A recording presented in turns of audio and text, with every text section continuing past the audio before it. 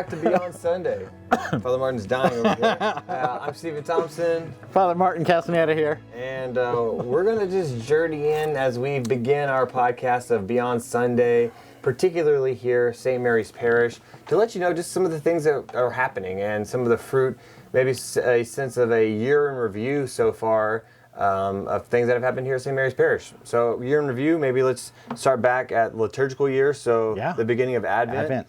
Yeah, we had Deacon Ralph Pollo here. A really successful weekend retreat. Yeah. Great messages about being free, quit being a slave to things, and just leaving those chains behind and starting fresh. What powerful imagery he had of the chains and the wheelbarrow, and you're in or you're out. Do you trust him or you're not? And I love that he was trying to get into that wheelbarrow and get out of the wheelbarrow. That was I don't know about this part, and I think he really did. He always challenges me as a good friend of mine, but of what discipleship looks like, and really, I guess, kicking off this podcast, like taking your faith outside of Sunday. Yeah, and you're in or you're out, and how that might affect every part, every aspect of your life. Right. So it's how do I live it outside Sunday, right? Yeah. Beyond Sunday. Yeah. And every time I talk to Ralph on the phone, he's always like, great, how's your prayer life going? He's like, it's going. He's like, and who are you discipling? He says, disciples make disciples. That's right. And who are you discipling? Right. And it's always a great challenge, especially going into that Advent season. We had a great Advent season here, I thought. So a lot of things, the beautiful Our Lady of Guadalupe celebration. Tremendous amount of fruit came out of that one, great. Right? Yeah. She is just phenomenally beautiful. We had that very large procession. The procession, downtown. The first time ever, procession from downtown Sherman all the way to St. Mary's Church or St. Anne's Church, and then literally it was like over 1,000 people. I mean, my family was standing in the back, and the dancers were going all around in a circle, and it was just, that was a really beautiful thing to see our two communities really come together in a unique way for that celebration, because we had the morning celebration and the evening celebration both on the 12th. Right, and I think what it is also, Stephen, is that we worked really hard. I mean, we planted a lot of seeds prior to that, understanding and letting know that this is not just, she is not just here for the Hispanics, right? She's not just, she is an America's, right, apparition. Of the Americas. Right, and so it was beautiful to see how the two cultures came together, the communities came together and worked really hard to make sure that this was a very successful event. So it was super fruitful, great, incredible stuff. Rolling right into Christmas. We had a phenomenal Christmas concert before midnight mass, which was a lot of fun. Yeah. 2 years in a row, and I think we're looking to doing the third year of doing another concert this year. The Christmas masses. I mean, I went to 4:30 on Sunday of Christmas Day, and I was surprised that there was over 100 people on a 4:30. Like, that's their choice. The Christmas masses. When we did it, I think all the masses were pretty full.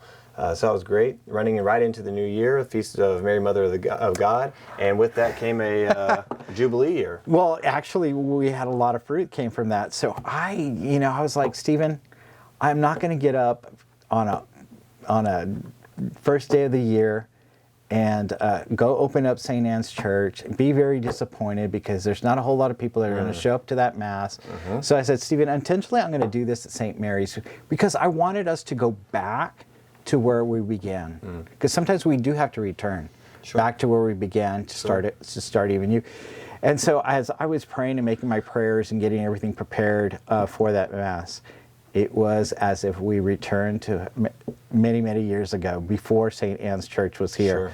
That church, that Mass was packed, and it wasn't just one. We had two Masses there, and they were filled to the rim. People were outside. But it was so beautiful to see the two communities, the Spanish and the English community, come together and celebrate that beautiful Mass. Those are the seeds that we've been planting for what you've been here for 2 years. So for the last 5 years that I've been here, we've been planting seeds left and right, planting seeds in people's hearts. It was my family, we got there and we had to stand up on the staircase going up to the choir loft, which as a child going to church here at St. Mary's in the 90s, I spent a lot of times because it only holds 250 people or something. And the joke is like people were hanging out the windows for Mass, but they did have a callback to that feeling. You had to get close to your neighbor. you had to enter into like relationship and a little bit of uncomfortableness, but say, hey, we're together, and it was a beautiful way to start the new year. Yeah. And the new Jubilee year that was especially starting in St. Mary's for the feast. The very next day, that Sunday, the next Sunday, we have a beautiful blessing by the Pope coming in saying we're opening up the Jubilee doors, and then Bishop Burns saying, Father Martin, I want St. Mary's to be a pilgrim parish for the Jubilee year.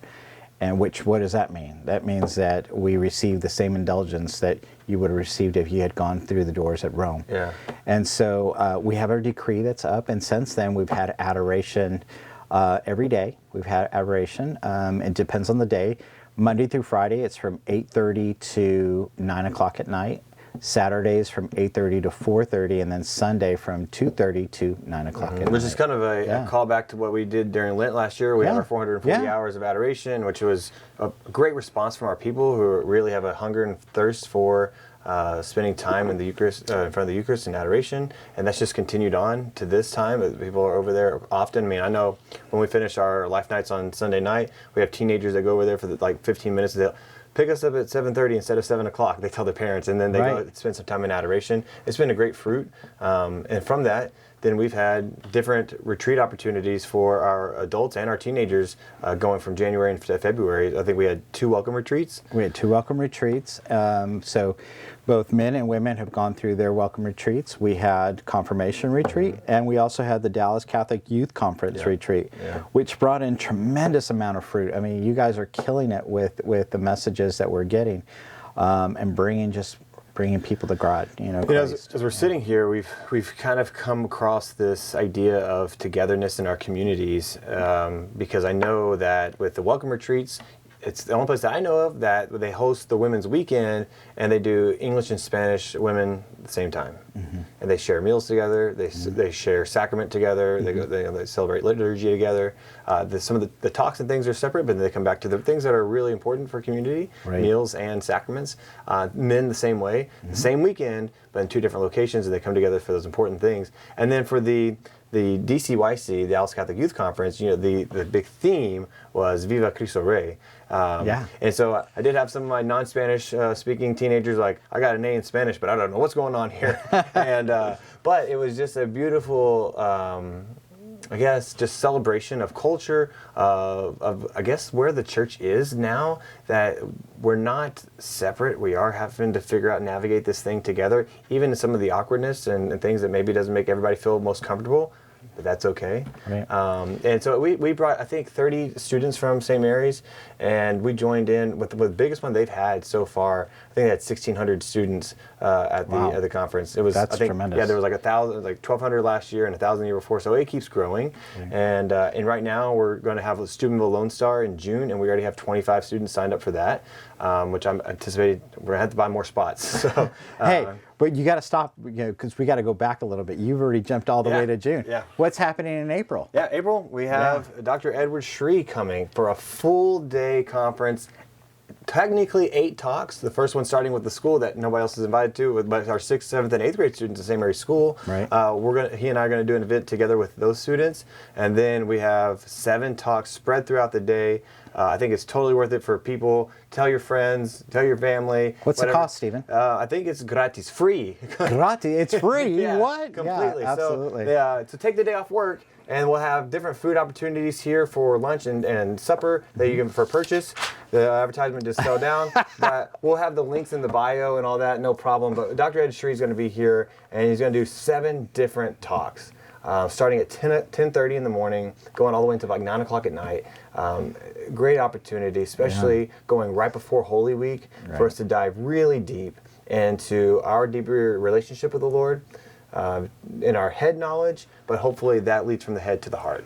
That we can just go travel even further, even deeper, that this is all beyond Sunday. Not the liturgy feeds into our lives and it flows back to it, that we have to keep coming back, because we get filled up and then we pour out. Fill up and pour out. we're just going to have to invite them back because our time is out. So okay. Let's invite it. There's so much more happening here at St. Mary's Catholic Parish in Sherman, Texas. We invite you to come to our next broadcast of Beyond Sunday. God bless. We'll see you.